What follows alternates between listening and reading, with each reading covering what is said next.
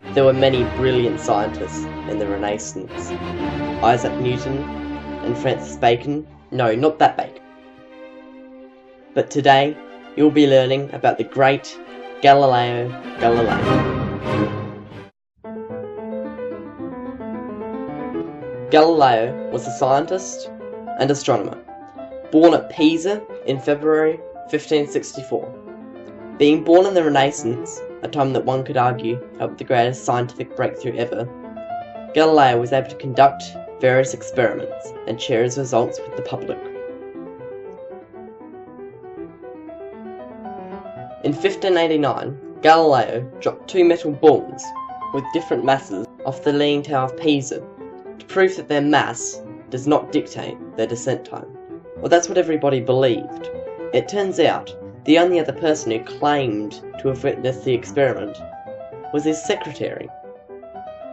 However, later in the 16th century, the experiment was tested in the Netherlands by mathematicians Simon Stevin and Jan Cornets de Groot.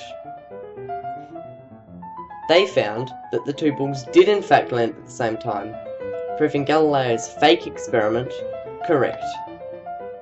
In 1609, Galileo created his own version of the refracting telescope, a telescope with a lens, with only trial and error. The next year, he used this telescope, which magnified up to 30 times, to discover the brightest four moons of Jupiter. He also spotted what we now call the rings of Saturn. However, at the time, he referred to them as appendages.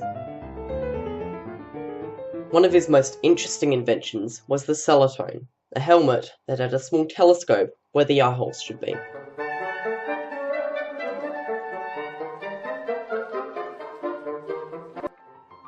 Galileo's greatest discovery was found using the same telescope as before.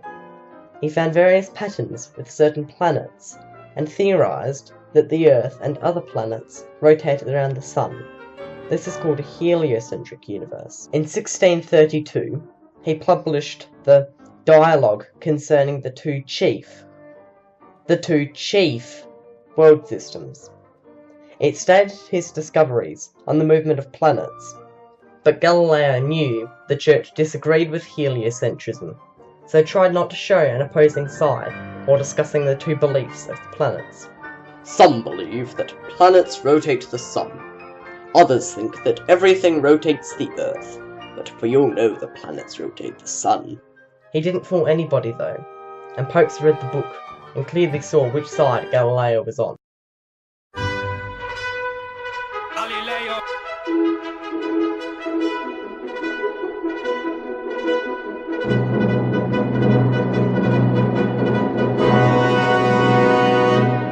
Threatened with torture, Galileo admitted that he believed in a heliocentric universe. At the time, the Catholic Church believed in geocentrism, where the other planets rotate around the Earth, so they charged Galileo with heresy. He normally would have gotten a life sentence, or even death, but he was friends with the Pope, so it was reduced to house arrest. Being constantly in your house had its benefits, however, as he was able to research and study almost all of the time. This led to even more discoveries, and they helped leave many legacies. A great mathematical discovery of Galileo's, which is still used today, is the square cube law. It basically states that when a shape's size grows, its volume does so faster than its surface area. I'll show an example. Here is a cube with sides all of length 1. Multiplying the dimensions by 3 so that it has side length of 3, the surface area changes from 6 cm squared to 54 cm squared. 6 times 9 equals 54, so the surface area is increasing by 3 squared, which is 9. The volume then changes from 1 cm cubed to 27 cm cubed. 3 to the power of 3 is 27, so the dimensions increase by 3 to the power of 1, the surface area by 3 to the power of 2, and the volume by 3 to the power of 3. He described this law in a book he wrote called The Two New Sciences, while under house arrest in 1638.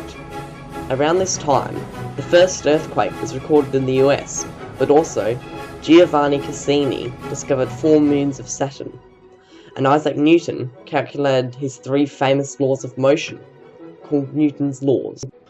So, as I have shown, Galileo was one, if not one of the most, important contributors to the growth of the Renaissance, modern science, and astronomy, discovering multiple moons and making mathematical discoveries that still help us today. Galileo left a legacy that will not be forgotten. Most importantly, however, he stood up for what he believed in and kept working, despite going against the Catholic Church and the beliefs of nearly everybody.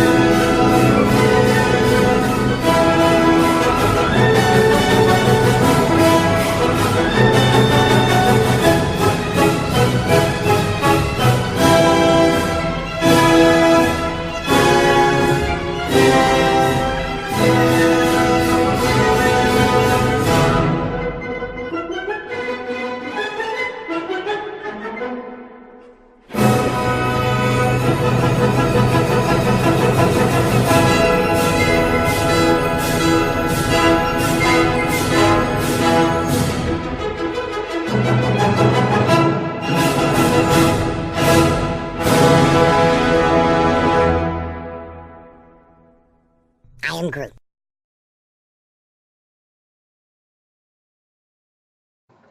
Thank you for watching, and I hope you enjoyed the video. Now, just for reference, I'll include all the programs that I used in the creation of the video. For simply editing and creating it, I used Coral Video Studio X10.